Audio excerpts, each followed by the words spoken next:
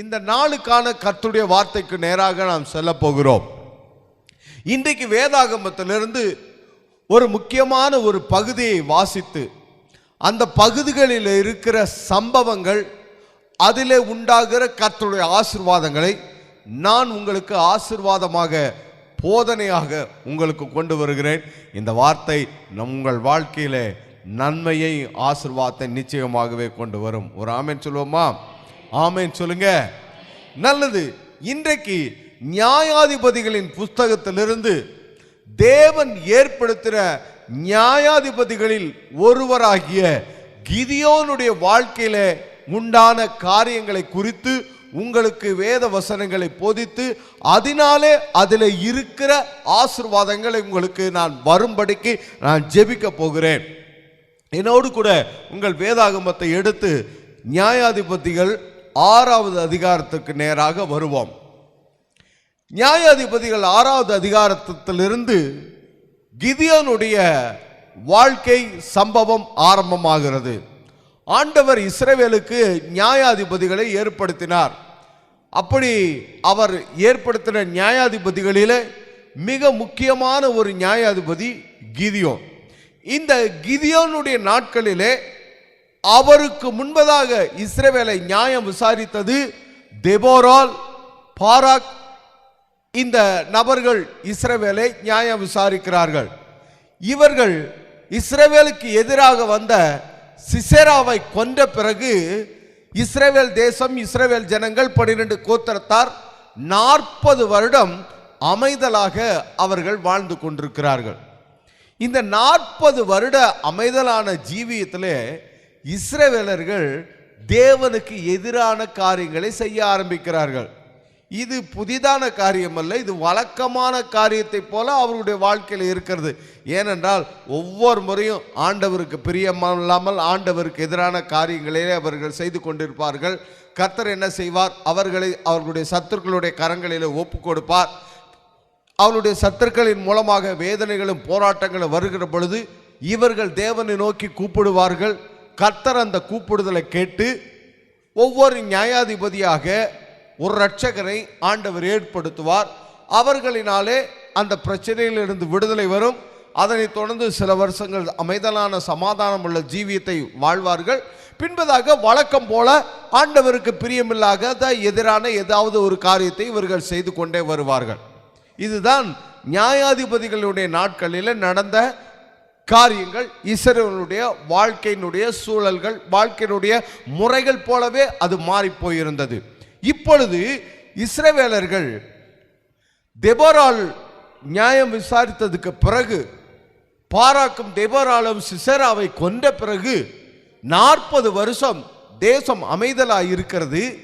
இந்த 40 வருட நாட்களிலே இஸ்ரவேலர்கள் கர்த்தருக்கு விரோதமாய் செயல்களை, வாழ்க்கை முறைகளை கொள்ளுகிறார்கள். என்ன செய்யறாங்க? இவங்க தேவன் வேண்டாம் என்று ஒதுக்கின, வேண்டாம் என்று சொன்ன பாகாலை தங்களுடைய தெய்வமாய் மாற்றிக்கொள்கிறார்கள். பாகாலுக்கு தேவன் வாக்கு பண்ணின, வாக்குத்தத்தம் பண்ணப்பட்ட அந்த கானான் தேசத்திலே இவர்களுக்கு சுதந்திரமாக பிரித்து கொடுக்கப்பட்ட அந்த இடங்களிலே பாகாலுக்கு பலிப்பீடங்களையும் தோப்புகளையும் அவர்கள் உண்டு பண்ணி விடுகிறார்கள். பாகாலுக்கு பலிப்பீடம், பாகாலுக்கு தோப்பு, இவைகளெல்லாம் ஏற்படுத்தி பாகாலை தொழுது கொள்ள ஆரம்பிக்கிறார்கள், தொழுது கொள்ளுகிறார்கள், பாகாலை சேவிக்கிறார்கள். ஏன் இவங்க அப்படி சேவிக்கிறாங்க அப்படின்னா, கர்த்தரை இவர்கள் பின்பற்றுவதில்லை, கர்த்தருக்கு பயப்படுகிற பயம் இல்லை, கர்த்தருடைய வார்த்தைகளை மறந்து விடுகிறார்கள், கர்த்தரை சேவிக்கிறதை விட்டு விடுகிறார்கள். மாறாக தங்களை சுற்றியுள்ள மற்ற பிரஜாதியார், கானானியர்கள், மீதியானியர்கள், அமலேக்கியர்கள், பெலிஸ்தியர்கள், இப்படி மற்ற மீதியானியர்கள் அவர்கள் அவர்களுடைய தெய்வங்களை எப்படி தொழுது கொள்கிறார்களோ அதை பார்த்து அதை போலவே தொழுது கொள்ள ஆரம்பித்து அந்த தெய்வத்தையே அவர்கள் தொழுது கொள்ள ஆரம்பிக்கிறார்கள். இந்த பாகால் தெய்வம் கானானியர்கள் தொழுது கொண்ட கானானியர்களுடைய தெய்வம். இது எதற்கான தெய்வமாக அவர்கள் வைத்திருக்கிறார்கள் என்றால், இயற்கை சம்பந்தமான, இயற்கையின் தெய்வமாய் வைத்திருக்கிறார்கள். குறிப்பாக மழையை கொடுக்கக்கூடிய தெய்வம் என்று சொல்லி அவர்கள் நம்புகிறார்கள். இந்த இஸ்ரவேலர்களும் அதையே பின்பற்றி பாகாலை சேவிக்க தொழுது கொள்ள ஆரம்பித்து கொண்டிருக்கிறார்கள். இப்படிதாங்க அந்த நாட்கள்ல, அதாவது கிதியோனுடைய நாட்கள்ல இஸ்ரவேலில் அந்த 12 கோத்திரத்தாருக்குடைய சூழ்நிலைகள் இப்படிதான் இருந்தது. சரி, இதுல தான் கிதியோன் இருக்கிறாரு. இந்த கிதியோனுடைய தனிப்பட்ட வாழ்க்கை அல்லது அவருடைய குடும்பம், அவங்க வீடு அது எப்படி இருக்குதுன்னா, இந்த கிதியோன் மனாசே கோத்திரத்திலிருந்து வந்த ஒரு நபர். இந்த கோத்திரத்தில் இவங்களுடைய தகப்பன், கிதியோனுடைய தகப்பன், அவர் என்ன செய்யறாருன்னா, அவர் தன்னுடைய இடத்திலேயே பாகாலுக்கு ஒரு பலிப்படத்தை கட்டி தோப்பையும் அவர் உண்டு பண்ணி வச்சிருக்கிறார்.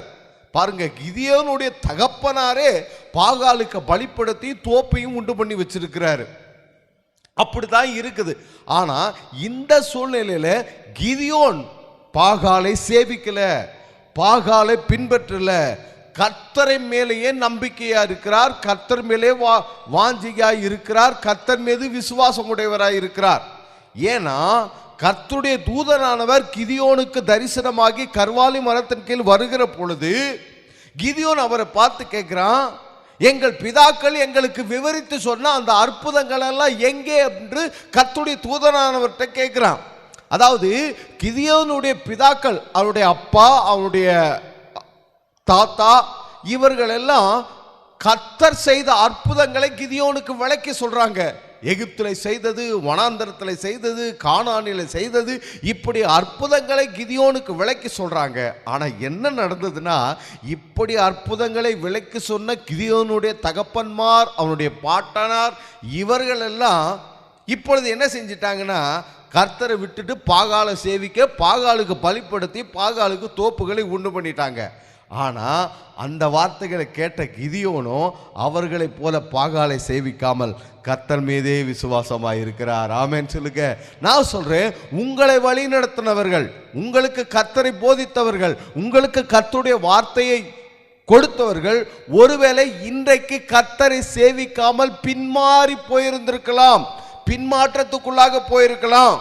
உங்களை வழி நடத்தினவங்க, உங்களை ரட்சிப்புக்குள்ள வழி நடத்தினவங்க, உங்களை சபைக்கு நேரம் வழி நடத்தினவங்க, உங்களை ஜபத்தில் வழி நடத்தினவங்க, உங்களை ஊழியத்தில் வழி நடத்தினவங்க, உங்களை அபிஷேகத்தில் வழி நடத்தினவங்க, உங்களுக்கு தேவனுடைய வார்த்தையை விளக்கி போதித்தவங்க ஒருவேளை இன்றைக்கு அவங்க கர்த்தரை விட்டு பின்வாங்கி போயிருக்கலாம்.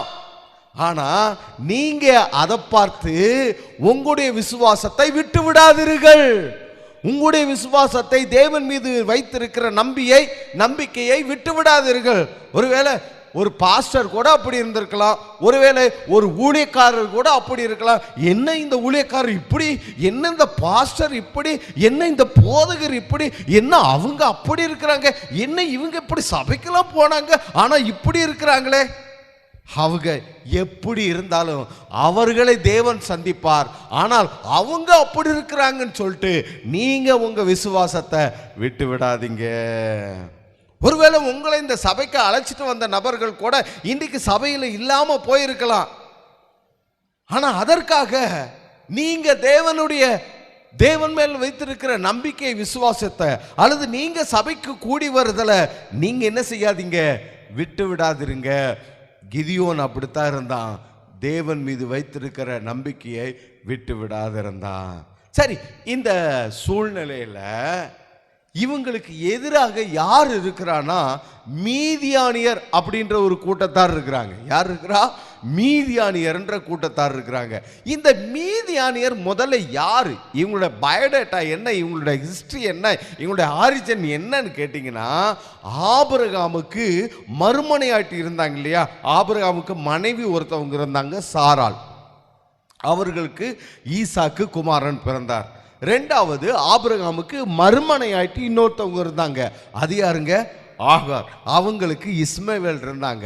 அது கூட மட்டுமல்லாம ஆபிரகாமுக்கு கேத்துரால் அப்படின்னு ஒரு மறுமனையாட்டி இருந்தாங்க. அவங்களுடைய பிள்ளை ஒரு பிள்ளைகளில் ஒரு நபர் தான் மீதியான் அப்படின்ற நபர். அவர்களுடைய வம்ச வழிகளில் வந்தவங்க தான் இந்த ஜனக்கூட்டம் தான் இப்போ மீதியானியர் அப்படின்னு சொல்லி அழைக்கப்படுறாங்க. இதெல்லாம் நீங்கள் எங்கே வாசிக்கலாம்? ஆதியாகமத்தின் புஸ்தகம் 25வது அதிகாரம் 1வது வசனத்திலையும் 2வது வசனத்திலையும் இதை வாசிக்க முடியும். அப்போ இந்த மீதியானியர் யாருன்னா ஆபிரகாமுடைய மறுமனைவியாகிய கேத்துராளின் வம்ச வழியில் வந்தவங்க தான் இந்த மீதியானியர். இன்னொரு தகவலை கூட நான் சொல்றேன் பாருங்க. இந்த மீதியானியர் வாழ்ந்த மீதியானியர் தேசத்துல தான் மோசே பார்வோனுக்கு பயந்து மீதியான் தேசத்துல போய் குடியிருந்து அங்கே இருந்த ஆசானுடைய குமாரத்திகளில் இந்த மீதியானில் ஒருத்தியாகிய சிப்போராலை மோசே என்ன செய்தார்? மணந்து கொண்டு வந்தார். இது கூடுதலான ஒரு தகவல். சரி, இப்ப பாருங்க, இந்த மீதியானியர்கள் என்ன செய்யறாங்கன்னா இஸ்ரவேலர்களுக்கு எதிராக வர்றாங்க. இந்த இஸ்ரவேலர் யாருங்க? ஈசாக்கு வழியில வந்தவங்க. இந்த மீதியானியர் யாருங்க? அதாவது சாரால் ஈசாக்கு வழியில வந்தவங்க இந்த இஸ்ரவேலர்கள். இந்த மீதியானியர் யாருங்க? கேத்துரால் அவங்க வழியில வந்த இவங்க தான். இப்ப இவங்க ரெண்டு பேரும் சண்டை, ஒரே போட்டி நடக்குது. ஆனா இந்த நியாயாதிபதிகள் 6வது அதிகாரத்துல மீதியானுடைய கை பலத்திருந்தது, ஓங்கி இருந்தது. ஏன்னா இவங்க பாகால பின்பற்றினதுனால, இஸ்ரவேலர்கள் பாகால பின்பற்றதுனால கர்த்தர் இஸ்ரவேலர்களை மீதியானியருடைய கையில ஒப்பு கொடுத்துட்டாரு. 7 வருஷம் இப்படி நடந்துகிட்டு இருக்குது. ஆகையினால மீதியானியர்கள் என்ன பண்ணுவாங்கன்னா அவங்க இஸ்ரவேலருக்கு எதிராக யுத்தம் பண்ண வருவாங்க. என்ன தெரியுங்களா யுத்தம் பண்ணுவாங்க? சும்மா ஒரு நாள் யுத்தம் பண்ணிட்டு திரும்பி யுத்தம் முடிஞ்சிருச்சுன்னு திரும்பி போற மாதிரி வரமாட்டாங்க. அவங்க வரும்போதே எப்படி வருவாங்கன்னா அவங்க ஃபுல்லா அதாவது அவருடைய கூடாரங்களை எடுத்துக்கொண்டு அவருடைய கழுதைகள், மாடு மிருக ஜீவங்கள் எல்லாத்தையும் கூட்டிட்டு தான் இவங்க வருவாங்க யுத்தம் பண்றதுக்கு. பாருங்க, சில வசனங்களை வாசிக்கிறேன் பாருங்க. நியாயாதிபதிகள் 6வது அதிகாரத்தில் 3வது வசனத்தை வாசிக்கிறேன்.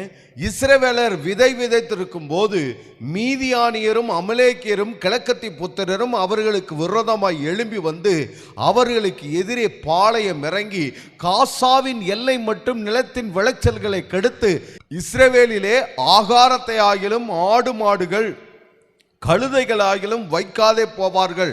அவர்கள் தங்கள் மிருக ஜீவன்களோடும் தங்கள் கூடாரங்களோடும் வெட்டிக்கிளிகளைப் போல திரளாய் வருவார்கள். அவர்களும் அவர்கள் ஒட்டகங்களும் எண்ணி முடியாததாய் இருக்கும். இந்த பிரகாரமாக தேசத்தை கெடுத்துவிட அதிலே வருவார்கள். இவங்க எப்படி வர்றாங்க பாருங்க. இஸ்ரவேலர்கள் விதைக்கிறாங்க இல்லையா, விதைச்சு அது விளைஞ்சு அறுவடைக்கு தயாராக இருக்கும்போது இவங்க வந்துருவாங்க. இவங்க எப்படி வருவாங்க? தங்களுடைய மிருக ஜீவன்களோடு தங்களுடைய கூடாரங்களோடு வெட்டிக்கிளிகளை போட திரளா வருவாங்க. அவங்களுடைய ஒட்டகத்தை எண்ணியே முடியாதான், அவ்வளோ இருக்குமா. இப்படி இந்த விளைச்சல்கள் எல்லாத்தையும் அழிச்சு கெடுத்துருவாங்க. அதாவது தீ வச்சு கொளுத்திடுவாங்க. அதோட விட்டாங்களா? இல்லை. இஸ்ரவேலுடைய அந்த மிருக ஜீவன்கள், ஆடு மாடு கழுதை எல்லாத்தையும் ஒன்ன கூட உயிரோட வைக்காம எல்லாத்தையும் கொன்று சில மனிதர்களையும் அவங்க கொண்டுட்டு அப்புறமா அதாவது தேசத்தை ஒரு வழியா முடிச்சுட்டு அழிச்சு முடிச்சு கட்டிட்டு தான் அவங்க என்ன செய்வாங்க? திருப்பி போவாங்க. திருப்பி போயிட்டு திரும்பவும் அடுத்த வருஷம் என்ன பண்ணுவாங்க? இப்படி 7 வருஷம் இப்படி நடந்துகிட்டே இருக்குது. இப்படி நடந்துகிட்டே இருந்தது. அவங்களுடைய வெட்டுக்கிளிகளை போல அவங்க வர்றாங்க. இப்படித்தான் இப்ப சூழல் இருக்குது. இந்த நேரத்தில் தான் கிதியோனை ஆண்டவர் சந்திக்கிறார். கிதியோன் மூலமாக சில காரியங்களை ஆண்டவர் செய்கிறார். இறுதியிலே இஸ்ரவேலர்களுக்கு விடுதலை மீட்பை கொடுக்கிறார். ஆமென் சொல்லுங்க. அப்ப இந்த நாள் இந்த நேரத்தில் இந்த செய்தியிலே நான் 3 காரியங்களை உங்கள்கிட்ட போதிக்க போகிறேன். 3 காரியங்களுக்குரிய வேத வசனங்களை வாசித்து அதில் உள்ள காரியங்களை விளக்கி சொல்லி அதில் உண்டாகிற ஆசீர்வாதங்கள் என்ன, அதில் தேவன் எந்த நன்மைகளை எப்படியாக செய்தார், அது உங்க வாழ்க்கையில எப்படி வந்திருக்கிறது, அது உங்க வாழ்க்கைக்கு என்னவா மாறி இருக்கிறது, அப்படின்றது தான் இந்த செய்தியில் உங்களுக்கு நான் கொண்டு வர போகிறேன். ஆமென் சொல்லுங்க. ஹல்லேலூயா. வேதாகமத்தில் நீங்கள் எந்த பகுதியை வாட்சி பார்த்தீங்களாலும் எல்லாம் கர்த்தராகிய இயேசு கிறிஸ்துவை பற்றி உங்களுக்கு நேரடியாகவும் மறைமுகமாகவும் நீங்கள் அறிந்து புரிந்து தேடி கண்டுபிடிக்கிற விதத்திலையும் அது சொல்லப்பட்டிருக்கும். ஆமென் சொல்லுங்க. மோசையை பற்றி சொல்லப்பட்டிருந்தாலும் அது மோசையை பற்றி அல்ல, கர்த்தராகிய இயேசு கிறிஸ்து உங்களுக்காக செய்கிற காரியங்களை குறித்து. தானியேலை பற்றி சொல்லியிருந்தாலும் அது தானியேலை பற்றி அல்ல, தானியேலை பற்றி தான் இருக்கும், ஆனாலும் கர்த்தராகிய இயேசு கிறிஸ்து உங்களுக்காக செய்கிற காரியங்கள். இப்படி வேதாகமத்தில் பரிசுத்தவான்கள், பரிசுத்த புருஷர்கள், பரிசுத்த ஸ்திரீகள் இவர்கள் யாரை குறித்து சொல்லியிருந்தாலும் அது அவங்க வாழ்க்கையில நடந்த மாதிரி இருக்கும், அவங்க வீட்டில் நடந்த மாதிரி இருக்கும், அவங்க குடும்பத்தில் அவங்க ஊர்ல நடந்த மாதிரி இருக்கும். ஆனா அது அவங்களுக்காக நடந்த மாதிரி அப்படி இல்லாம அது உங்களுக்காக உங்க வாழ்க்கையில அது உண்டாகும்படிக்கு அது எழுதப்பட்டிருக்கிறது. ஆமென். ஹல்லேலூயா. ஹல்லேலூயா. ஹல்லேலூயா. வேத வாக்கியங்களை ஆராய்ந்து பாருங்கள், அவைகளால் உங்களுக்கு ஜீவன் உண்டாயிருக்கிறது. வேத வாக்கியங்களை ஆராய்ந்து பாருங்கள், அவைகள் என்னை குறித்து சாட்சி இடுகிறது என்று கர்த்தராகிய இயேசு கிறிஸ்து சொல்லி இருக்கிறார். ஆமென் சொல்லுங்க. அப்ப இந்த செய்தியில 3 காரியங்களை நான் உங்களுக்கு போதிக்கிறேன். முதலாவது, கிதியோன் கர்த்தருக்கு செலுத்தின பலி, அந்த பலியில என்ன நடந்தது, அதில் உங்களுக்கான ஆசீர்வாதம் என்ன இருக்கிறது. இரண்டாவது, கிதியோன் கர்த்தரிடம் கேட்ட பணி அது என்ன, அதில் என்ன ஆசீர்வாதம் இருக்கிறது. மூன்றாவது, யுத்தத்திலே கர்த்தர் கிதியோனுக்கும் இஸ்ரவேலுக்கும் கொடுத்த வெற்றி, விடுதலை, அது உங்க வாழ்க்கையில எப்படி வருகிறது, அதில் உங்களுக்கு என்ன ஆசீர்வாதம் இருக்கிறது என்பதை நான் உங்களுக்கு போதிக்க போகிறேன். ஒரு ஆமென் சொல்லுவோம். ஹல்லேலூயா. ஹல்லேலூயா. ஹல்லேலூயா. முதலாவது, கிதியோன் கர்த்தருக்கு செலுத்தின பலியை குறித்து நான் உங்களுக்கு போதிக்க போகிறேன். சரி, இப்ப இவர்களுடைய சூழ்நிலை இப்படி இருக்குதுயா, இவங்க 40 வருஷம் மீதியானியர்கள் நிமித்தம் இவங்க வேதனைப்படுறாங்க, அதே சமயத்தம் பாகால இவங்க தொழுது கொண்டிருக்கிறாங்க. கிதியோனோட குடும்பம் ஒரு சாதாரணமான குடும்பமா இருக்குது. ஆண்டவர் கர்வாலி மரத்தின் கீழே கிதியோனை சந்திக்கிற பொழுது அவன் சொல்றான், நான் என் தகப்பன் வீட்டுல எல்லாரிலும் நான் சிறியவன் அப்படின்னு சொல்றான். சரி, இந்த நேரத்தில் என்ன நடந்துச்சுன்னா, இந்த கிதியோன் மீதியானியருடைய கைக்கு தப்புவிக்கிறதுக்காக கொஞ்சம் கோதுமை மணிகளை எடுத்து கொண்டு அதை களத்தில் புடைக்காம தூற்றாம அந்த கோதுமை மணிகளை அவன் சேகரிக்காம திராட்சை பழங்களை புழிகிற ஆலைக்குள்ளாக, அதாவது செக்கு மாதிரின்னு வச்சுக்கோங்களேன், அதுக்குள்ள உட்காந்துக்கிட்டு கோதுமை மணியை என்ன செய்யறான், அவன் நெமிட்டிக்கிட்டு இருக்கான். எதுலன்னா காலிலேயே நெமிட்டு இருக்கான். கோதுமையை எங்க மணிகளை, அதாவது பதற்றை பறக்கும்படிக்கு செய்து எங்க செய்வோம், களத்துல தான் செய்வோம். களம் திறந்த வழியா இருக்கும், 4 பக்கமும் திறந்த வழியா இருக்கும், சமதளமான இருக்கும். ஒரு ஆள் களத்துல வேலை செஞ்சா தூரத்துல இருந்து பார்த்தாவே நல்லா தெரியும். ஆனா இப்ப கோதுமையை அங்க போய் களத்துல செஞ்சா மீதியானியர்கள் யாராவது பார்த்தா இதையும் புடுங்கிட்டு போயிடுவாங்களே, இதையும் அழிச்சிருவாங்களேன்னு சொல்லிட்டு பயந்துட்டு இதை எப்படியாவது தனக்கும் குடும்பத்துக்கும் பாதுகாக்கணும்னு சொல்லிட்டு திராட்சை பழத்தை புளிகிற திராட்சை பழ ஆலைக்குள்ளாக அங்க அதை ஆலைக்குள்ளாக பழத்தை போட்டு திராட்சை பழத்தை போட்டு அதை மிதிப்பாங்க. மிதிக்கிற பொழுது அதன் அடியில் இருக்கிற ஒரு ஓட்டை வழியா அந்த திராட்சை ரசம் வரும். அதுதான் அந்த செக்கு மாதிரின்னு வச்சுக்கோங்களேன், எண்ணெய் செக்கு மாதிரின்னு நீங்கள் புரிஞ்சு கொள்றதுக்காக இவன் அதுக்குள்ள கோதுமை மணியை போட்டு அதுக்குள்ள ஏறி நின்று கொண்டு காலிலேயே அந்த மணியை என்ன செய்யறான், நகட்டிக்கிட்டு இருக்கிறான். இப்படி தான் அவனுடைய சூழ்நிலை இருக்கிறது. இப்ப கர்த்தருடைய தூதனானவர் கிதியோனை சந்திக்கிற வர்றார். நியாயாதிபதிகள் 6வது அதிகாரம் 12வது வசனத்துல கர்த்தருடைய தூதனானவர் அவனுக்கு தரிசனமாகி, பராக்கிரமசாலியே, கர்த்தர் உன்னோடு கூட இருக்கிறார் அப்படின்றாரு. அப்பொழுது கிதியோன் அவரை நோக்கி, என் ஆண்டவனே, கர்த்தர் எங்களோடு இருந்தால் இவைகள் எல்லாம் எங்களுக்கு நேரிடுவானேன். கர்த்தர் எங்களை எகிப்திலிருந்து கொண்டு வரவில்லையா என்று எங்கள் பிதாக்கள் எங்களுக்கு விவரித்து சொன்ன அவருடைய அற்புதங்கள் எல்லாம் எங்கே? இப்பொழுது கர்த்தர் எங்களை கைவிட்டு மீதியானுடைய கைகளை எங்களை ஒப்பு கொடுத்தாரே அப்படின்றான். கர்த்தர் சொன்னாரு, பராக்கிரமசாலியே, கர்த்தர் உன்னோடு கூட இருக்கிறாருன்னு. இவன் ஐயோ கர்த்தர் எங்களோட இருந்தா இப்படியெல்லாம் நடக்குமா, இப்படியெல்லாம் ஆகுமா? எங்க பிதாக்கள்லாம் எங்களுக்கு என்னென்ன அற்புதங்களை விலைக்கு சொன்னாங்க தெரியுமா?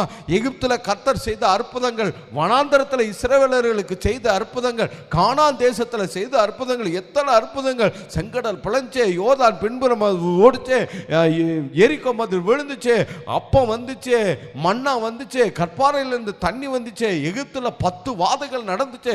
இப்படி கர்த்தர் எப்படியெல்லாம் செஞ்சிருக்கிறாரு. அதெல்லாம் எங்க பிதாக்கள் எங்களுக்கு சொன்னாங்களே, அந்த அற்புதங்கள்லாம் இப்ப எங்க அப்படின்னு தேவன் மீது வைத்திருக்கிற விசுவாசத்தை அவன் சொல்றான். அப்ப ஆண்டவர் சொல்றாரு, என்ன சொல்றாரு பாருங்க 14வது வசனத்துல, அப்பொழுது கர்த்தர் அவனை நோக்கி பார்த்து, உனக்கு இருக்கிற இந்த பலத்தோட போ, நீ இஸ்ரவேலை மீதியானின் கைக்கு நீங்களாக்கி ரட்சிப்பாய், உன்னை அனுப்புகிறவர் நான் அல்லவா அப்படின்றாரு. அவர் இந்த வார்த்தையை சொன்ன இவன் சொல்றான், ஐயோ ஆண்டவரே, இதோ மனாசேயில என் குடும்பம் ரொம்ப எளியது, என் தகப்பன் வீட்டில் நான் எல்லாரும் சிறியவன் அப்படின்றான். ஆண்டவர் பல வேளையில உங்களே அப்படிதான் சொல்றாரு, உங்களே அப்படிதான் சொல்றாரு. நீ போ, நான் உன்னை கொண்டு ரட்சிப்புக்கான கிரியைகளை செய்வேன் அப்படின்ற பொழுது கிதியோன் பதில் சொல்ல மாதிரி தான் நம்முடைய வாழ்க்கையிலும் பதில் இருக்குது. என்ன சொல்லுது? ஐயோ, நான் சாதாரணமான ஆளு, என் குடும்பம் எளிது, என் தகப்பன் வீட்டில் நான் எல்லாரும் சிறியவன் அப்படின்னு சொல்ற மாதிரி, கிதியோன் சொல்ற மாதிரி இன்னைக்கு நீங்களும் நானும் சொல்லிக்கிட்டு இருக்கிறோம். நான் சொல்லுகிறேன் உங்களை பார்த்து, நீங்க உங்க குடும்பத்தில் நீங்க இப்படி சிறியவர்களா இருக்கிறீங்களா? உங்க வீட்டில் நீங்க சின்னவங்களா? நான் ரொம்ப சாதாரணமான ஆள் பாஸ்டர், நீங்க நினைக்கிற மாதிரியெல்லாம் பெருசா இல்லை. எங்க வீட்டில எல்லாம் என்னால் நான் இருக்கிறேன், ஆனால் என்னால் எல்லாம் ஒண்ணுமே செய்ய முடியாது. என் ஆஃபீஸில் நான் போறேன் வரேன், வேலைக்கு போறேன் வரேன், ஆனால் இதெல்லாம் வச்சு ஒண்ணுமே பண்ண முடியாது, என்னால் எதுவுமே பண்ண முடியாது பாஸ்டர். நாங்கள் ஒரு சாதாரணமான ஆள், எனக்கு எந்த மதிப்பு இல்லை, எந்த மரியாதை இல்லை, எந்த அங்கீகாரம் இல்லை, என்னால் முடியும்னு சொல்றதுக்கு ஒன்றுமே இல்லை. நீங்கள் நினைக்கிற மாதிரி, நீங்கள் சொல்கிற மாதிரி அந்த நபர் நான் இல்லை, நான் அப்படி இல்லை, நான் ரொம்ப சிம்பிளாக இருக்கிறேன் பாருங்க.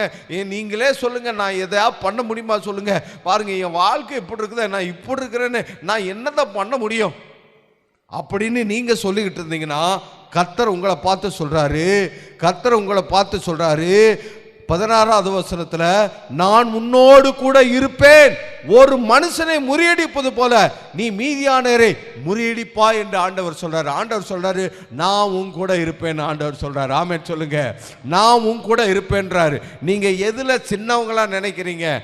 பண விஷயத்துல நான் ரொம்ப சாதாரணமான ஆள் தாங்க, செல்வாக்குல நான் ஒரு சாதாரணமான ஆள் தாங்க, சொத்து சொகத்துல நான் ரொம்ப ஒரு சாதாரணமான நாள்னாங்க. நீங்க நினைக்கிற மாதிரி அப்படியெல்லாம் இல்லைங்க. நான் வெளியில பார்த்தா தாங்க அப்படி, உள்ள ஒண்ணுமே இல்லை. அப்படி இருக்கிறீங்களா? அப்படி சொல்றீங்களா? கர்த்தர் சொல்றாரு, நான் உன் கூட இருக்கிறேன்றாரு. இன்னைக்கு ஒன்று ஆண்டவர் உங்களை பார்த்து சொல்றாரு, நான் உன் கூட இருக்கிறேன்றாரு. அருமையானவர்களே, கர்த்தர் உங்க கூட இருக்கிறார். உங்களோட மட்டுமல்ல, உங்க குடும்பத்தில் உங்க பிள்ளைகளோடு இருக்கிறார். நீங்க வேலை செய்யற வேலையில ஆண்டவர் உங்க கூட இருக்கிறார். உங்க பிரயாண போக்குவரத்து எல்லாத்திலும் கர்த்தர் உங்களோடு கூட இருக்கிறார். அவர் உங்களுக்காக பெரிய காரியங்களை செய்வார். ஆமென் சொல்லுங்க. இப்ப இந்த வார்த்தையை அவன் சொன்ன பிறகு என்ன நடக்குது பாருங்க. அதாவது, உனக்கு இருக்கிற இந்த பலத்தோட போ, உன்னை அனுப்புகிறவர் நான் அல்லவா அப்படின்றார். இந்த வார்த்தைக்கு என்ன மீனிங் அப்படின்னா, என்னுடைய வார்த்தை உன் கூட இருக்கும், என்னுடைய வார்த்தை உன் கூட இருக்கும் அப்படின்னு ஆண்டவர் சொல்றாரு. சரி, இந்த நிகழ்ச்சி நடந்ததுக்கு அப்புறம் என்ன நடக்குதுன்னா, கிதியோன் கர்த்தருக்கு பலி செலுத்த ஆரம்பிக்கிறான். செய்தியில இந்த இடத்தை தான் நீங்க கொஞ்சம் நல்லா கவனிக்கணும். செய்தியில இந்த இடத்தை தான் நீங்க கொஞ்சம் நல்லா கவனிக்கணும். இங்க என்ன நடக்குது? இதெல்லாம் கேட்ட உடனே கிதியோன் ரைட் ஆண்டவரே அப்படின்னு போல, தேங்க்ஸ் ஆண்டவரேன்னு சொல்லல. அவன் என்ன செய்யறான்? ஆண்டவருக்கு பலி செலுத்த ஆரம்பிக்கிறான், கர்த்தருக்கு பலி செலுத்துறான். அந்த வசனத்தை நான் வாசிக்கிறேன் பாருங்க, 17வது வசனத்திலிருந்து. அப்பொழுது அவன், உம்முடைய கண்களில் இப்பொழுதும் எனக்கு தயவு கிடைத்ததனால் என்னோடு பேசுகிறவர் தேவரீர்தான் என்று எனக்கு ஒரு அடையாளத்தை காட்ட வேண்டும். நான் உம்மிடத்திற்கு என் காணிக்கையை, அதாவது பலியை கொண்டு உமக்கு முன்பாக வைக்கும் அளவும் இவ்விடம் விட்டு போகாதிருப்பாராக என்றான். அதற்கு அவர், நீ திரும்பி வரும் மட்டும் நான் இருப்பேன் என்றான். உடனே கிதியோன் உள்ளே போய் ஒரு வெள்ளாட்டு குட்டியையும் மரக்கால் மாவிலே புளிப்பில்லாத அப்பங்களையும் ஆயத்தப்படுத்தி இறைச்சியை ஒரு கூடையிலே வைத்து ஆணத்தை ஒரு கிண்ணத்தில் வார்த்து அதை வெளியிலே கர்வாலி மரத்தின் கீழ் இருக்கிற அவரிடத்திற்கு கொண்டு வைத்தான். இப்ப கிதியோன் என்ன பண்றானா, ரைட்டு நான் உமக்கு பலி செலுத்துறேன், ஆகினாலே நீங்க என்னை விட்டு போகாதீங்க, இங்கே இருங்க அப்படின்றா. ஆண்டவர் சொல்றாரு நான் இங்கே இருக்கிறேன். இங்கே கர்த்தருடைய தூதனானவர் என்று சொல்லி இருக்கிறது. கர்த்தருடைய தூதனானவர் அப்படின்னு வேதாகமத்தில் எங்கெல்லாம் வருகிறதோ அது எல்லாம் கர்த்தராகிய இயேசு கிறிஸ்துவை குறித்து சொல்லுகிறது. கர்த்தருடைய தூதன் அப்படின்னு சொன்னா அது ஒருவேளை மிகாவேலை குறித்திருக்கலாம், அல்லது கேப்ரியேலை குறித்திருக்கலாம், அல்லது மற்ற கேர்பெண்களிலோ சேராபெண்களிலோ யாராவது ஒருவரை குறித்து சொல்லப்பட்டிருக்கலாம். ஆனால் கர்த்தருடைய தூதனானவர் அப்படின்னு சொன்னா அது கர்த்தராகிய இயேசு கிறிஸ்துவை அது குறிப்பிடுகிறது.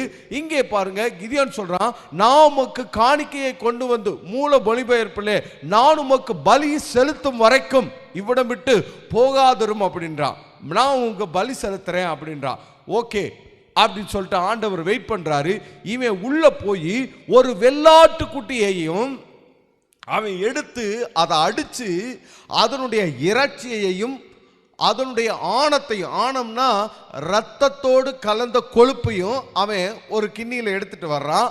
அதோடு கூட என்ன எடுத்துட்டு வர்றான், புளிப்பில்லாத அப்பங்களை எடுத்துட்டு வர்றான். அதாவது புளிப்பில்லாத அப்பங்கள், அப்புறம் இறைச்சி, அப்புறம் ஆணம், இதெல்லாம் கொண்டு வருகிறான்.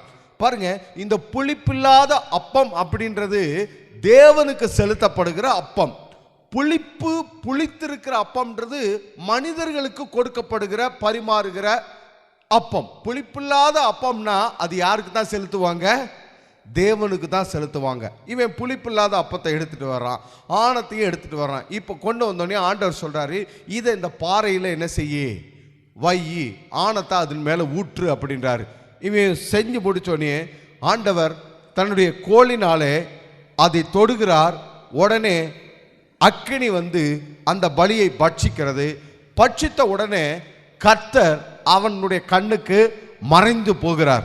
மறைந்து போனோடனே இவன், ஐயோ நான் ஆண்டவரை முகமுகமா, கர்த்தருடைய தூதனானவரை முகமுகமா நான் பார்த்துட்டேனே அப்படின்னு உடனே 23வது வசனத்தில் அதற்கு கர்த்தர், உனக்கு சமாதானம், பயப்படாதே, நீ சாவதில்லை என்று அவர் சொல்றார்.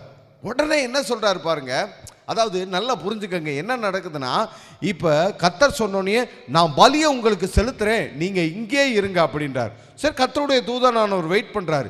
இப்ப கிதியோன் போய் ஒரு வெள்ளாட்டு கடாவை அடிச்சு அதனுடைய இறைச்சியையும் அதனுடைய ரத்தத்தை கொழுப்பையும் ஆணத்தையும் எடுத்துட்டு புளிப்பில்லாத அப்பத்தை எடுத்துட்டு இந்தாங்க அப்படின்னோடனே இந்த பாறையில வைப்பா, ஆணத்தை ஊற்றுப்பான்னு ஊற்ற உடனே கோலினால் தொட்ட உடனே இப்ப பட்சித்த உடனே கர்த்தருடைய தூதனானவர் மறைஞ்சாரு.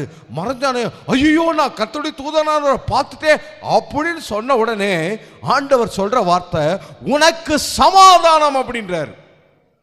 இங்க ஆண்டவர் என்ன சொல்றாரு, உனக்கு சமாதானம் அப்படின்றாரு. ஆண்டவர் சமாதானம்னு சொன்ன உடனே 24வது வசனத்துல அவன் ஒரு பலிபீடத்தை கட்டி அதற்கு யெகோவா ஷாலோம் அப்படின்னு பெயரிட்டான். உடனே என்ன செய்யறான், அந்த இடத்துல ஒரு பலிபீடத்தை கட்டிட்டு யெகோவா ஷாலோம் அப்படின்னு பெயரிடுறான். ஒரு நிகழ்ச்சி, கர்த்தருக்கு பலி செலுத்துற உடனே அங்கே யெகோவா ஷாலோம் அப்படின்றான். இதே மாதிரி தான் பாருங்க, ஆபிரகாமும் கூட பலிபீடத்தை கட்டி பலி செலுத்தின உடனே யெகோவா ஈரே, கர்த்தருடைய பர்வதத்தில் எல்லாம் பார்த்து கொள்ளப்படும் அப்படின்னு அங்கே ஒரு பேரை உடன்படிக்கையாக நாமத்தை கொண்டு வர்றாரு. இதே போல தான் மோசேவும் பலிபீட கட்டி பலி செலுத்தின உடனே யெகோவா நிசி, கர்த்தரின் ஜெயக்கொடியானவர் அப்படின்னு சொல்லிட்டு பேரை வைக்கிறாரு. சரி, இங்க என்ன நடக்குது பாருங்க, பலி செலுத்தின உடனே கர்த்தர் என்ன சொன்னார். இப்ப என்ன பார்க்கிறோம், பலி செலுத்தப்பட்ட உடனே கர்த்தர் என்ன சொன்னார் அல்லது என்ன செய்தார் அப்படின்னா, உனக்கு சமாதானம் அப்படின்னாரு. நான் சொல்றேன், நீங்க உதடுகளின் கனிகளாகிய ஸ்தோத்திர பலிகளை எப்பொழுதெல்லாம் ஏறெடுக்கிறீர்களோ, எப்பொழுதெல்லாம் சொல்றீங்களோ, அப்பொழுதெல்லாம் கர்த்தர் என்ன செய்வார் தெரியுமா, உனக்கு சமாதானம் அப்படின்னுவார். கிதியோன் பலி செலுத்தின உடனே கர்த்தர் என்ன சொன்னார் கிதியோனுக்கு, உனக்கு சமாதானம், நீ சாவதில்லை அப்படின்றாரு. அப்போ உதடுகளின் கனிகளாகிய ஸ்தோத்திர பலிகளை நீங்க எப்பொழுதெல்லாம் சொல்றீங்களோ, அது ஆலயத்திலேயாகட்டும் அடுப்பங்கரையிலாகட்டும் எங்கனாலும் நீங்க உதடுகளின் கனிகளாகிய ஸ்தோத்திர பலிகளை எப்பொழுதெல்லாம் சொல்றீங்களோ அப்பெல்லாம் ஆண்டவர் உனக்கு சமாதானம் அப்படின்னுவார். என்ன சொல்லுவாரு? உனக்கு சமாதானம் அப்படின்னுவாரு. இப்ப சமாதானம் அப்படின்னா என்ன? நாம எல்லாரும் சமாதானம் அப்படின்னா மனசுல கொஞ்சம் பீஸ் ஆஃப் மைண்ட், மனசு கொஞ்சம் சமாதானமா இருக்கணும், மண்டையில் போட்டு எதுவும் குழப்பிக்காம இருதயம் கொஞ்சம் அமைதலாக இருக்கணும். அட பிரச்சனை இருக்குதா, அது இருந்துட்டு போட்டுப்பா, கிடந்துட்டு போட்டுப்பா, அதெல்லாம் அப்புறம் பார்த்துக்கலாப்பா. நீ அதை ஏன் போய் மனசில் வச்சுக்கிட்டு குழப்பிக்கிட்டு இருக்கிற? அதெல்லாம் எடுத்து தூர போட்டுட்டு பிரச்சனை வெளியில் கட்டட்டும், அது பாட்டுக்களுக்கு இருந்து கட்டும். நீ மனசை என்ன செய்ய? சும்மா பதற போடாத, அலைய விடாத, மனசை என்ன செய்ய அப்படின்னு எல்லாரும் சொல்லுவாங்க. ஒருவேளை இப்படிப்பட்ட காரியங்களை நீங்க பார்த்துருப்பீங்க. இந்த சமாதானத்தை குறித்து வேதம் சொல்லுகிறதுல இங்கே சமாதானம் என்று ஆண்டவர் எதை சொல்றாருன்னா, இந்த எல்லா பிரச்சனைகளையும் எடுத்து போட்டு அகற்றி போட்டு அதை சரி பண்ணி விட்டு பிரச்சனைகளே இல்லாத, வேதனையே துன்பமே கஷ்டமே இல்லாத ஒரு சமாதானத்தை ஆண்டவர் கொடுக்கிறாரே, அதைத்தான் ஆண்டவர் இங்க சொல்லுகிறார், உனக்கு சமாதானம் அப்படின்னு ஆண்டவர் சொல்றாரு. இதை நான் வேறு வித வார்த்தையில சொல்ற பாருங்க. கிதியோனுக்கு இருந்த எல்லா இருளின் அதிகாரத்திலிருந்து, கிதியோனுக்கு மீதியானியர் தான் கிதியோன் மேல என்ன செய்தாங்க? அதிகாரம் படைத்துக்கிட்டு இருந்தாங்க. அவங்க தான் கிதியோனை ஆட்டி படைச்சுக்கிட்டு இருந்தாங்க. அவங்க தான் கிதியோனுக்கு ஏராளமான வாழ்க்கைக்கான பிரச்சனைகளை கொண்டு வந்தாங்க. ஆண்டவர் என்ன செய்யறாரு? எல்லா இருளின் அதிகாரத்தின் இருந்து விடுதலையாக்கி, அப்படி விடுதலையாக்குவதற்கு தேவையான இழப்பீட்டை, நஷ்டத்தை ஈடுகட்டி மீட்பது தாங்க சமாதானம். ஒரு ஆமென் சொல்லுங்க, ஆமென் சொல்லுங்க. அதாவது சமாதானம்னா உங்களுக்கான எல்லா பிரச்சனைகளிலிருந்து உங்களை விடுதலையாக்கி, அந்த பிரச்சனைகளிலிருந்து விடுதலையாக்குவதற்காக ஏதாவது பணம் செலுத்தணுமா அதை செலுத்தி, ஏதாவது பரிகாரம் பண்ணணுமா அதை பண்ணி, ஏதாவது கொடுக்கணுமா அதை கொடுத்து, இப்படி ஈடுகட்டி உங்களை விடுதலையாக்குறாங்க பார்த்தீங்களா? அதுக்கு பேர் தாங்க சமாதானம். ஆமென். அப்ப பாருங்க, பலி செலுத்தின உடனே சமாதானம் வருகிறது. அதாவது கிதியோனுக்கு விடுதலை வருகிறது. அப்போ ஒரு காரியத்தை புரிஞ்சு கொள்ளுங்க, பலி செலுத்தின உடனே விடுதலை வருகிறது. ஆமென் சொல்லுங்க. பலி செலுத்தின உடனே ஆண்டவர் என்ன சொன்னார்? கிதியோன் பலி செலுத்தின உடனே கர்த்தர் என்ன சொன்னார்? உனக்கு சமாதானம், அதாவது விடுதலை என்றார். அல்லேலூயா. ஒரு அல்லேலூயா சொல்லுவோமா? அல்லேலூயா. இப்பொழுது நான் வேறு ஒரு காரியத்தை சொல்றேன். கிதியோன் தனக்கு இருக்கிற பிரச்சனை, மீதியானுடைய கையிலிருந்து விடுதலையாகுவதற்காக அவன் ஒரு பலி செலுத்தின உடனே அவனுக்கு ஒரு விடுதலை கிடைத்தது.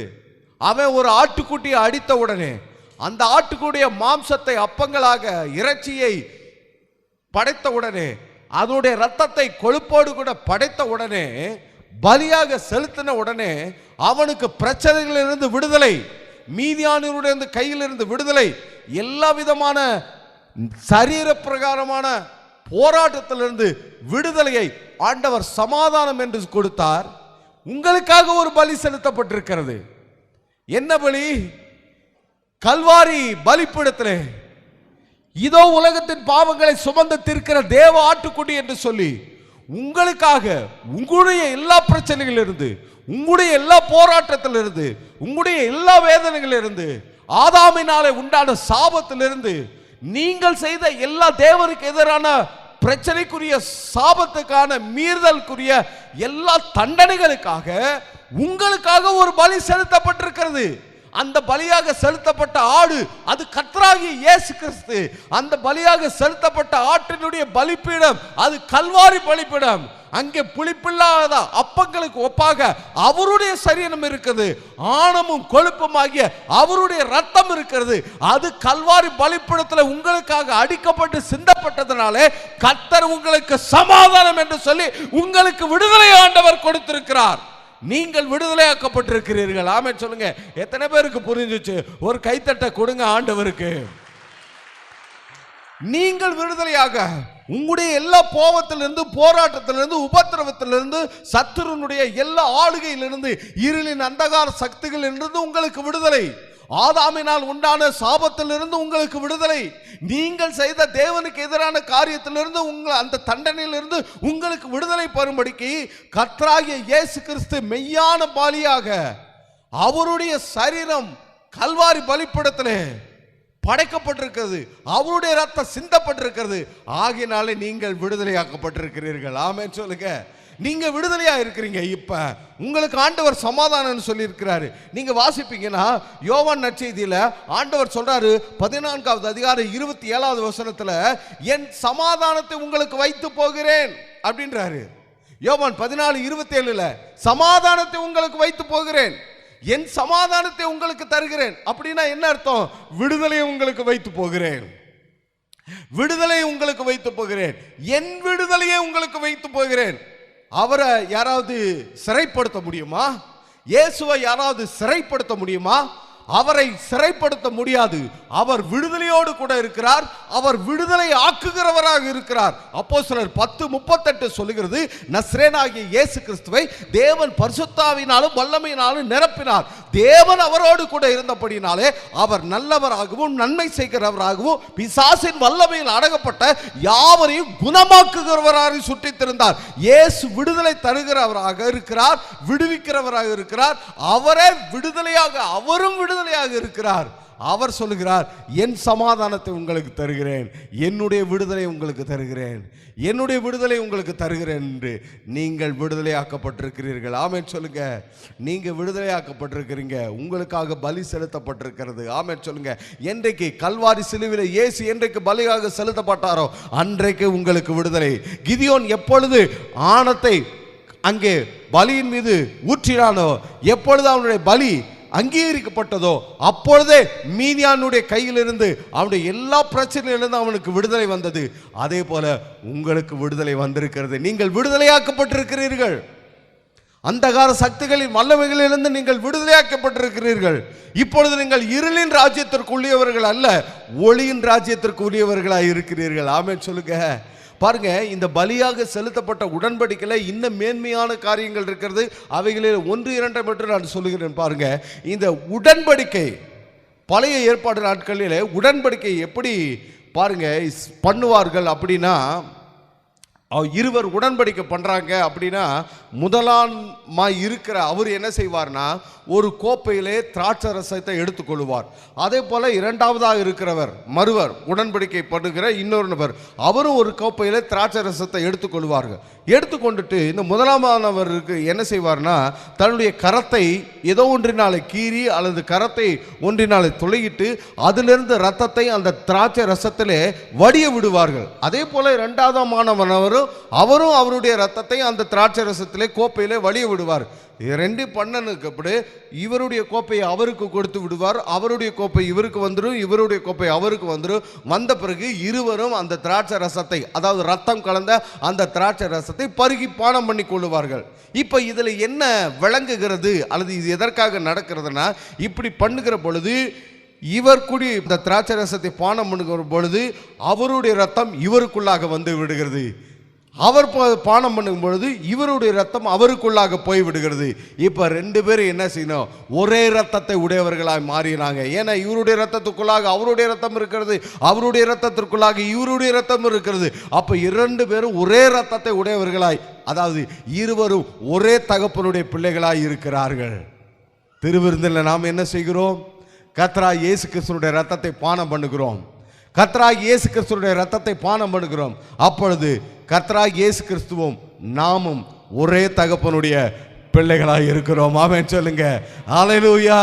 அந்த பழைய உடன்படிக்கையிலே திராட்சை ரசத்திலே ரத்தத்தை பரிமாறுகிறவர்கள் அவங்க பண்ணிட்டாங்கன்னா அவங்க பிளட் பிரதர்ஸ் அப்படின்னுவாங்க. நாமளும் கர்த்தராகிய இயேசு கிறிஸ்துவும் ரத்த சம்பந்தமான உறவை உடையவர்களாக இருக்கிறோம். ஆமென் சொல்லுங்க. ஹல்லேலூயா. அவருக்கும் நமக்கு ரத்த சம்பந்தமான உறவு இருக்கிறது.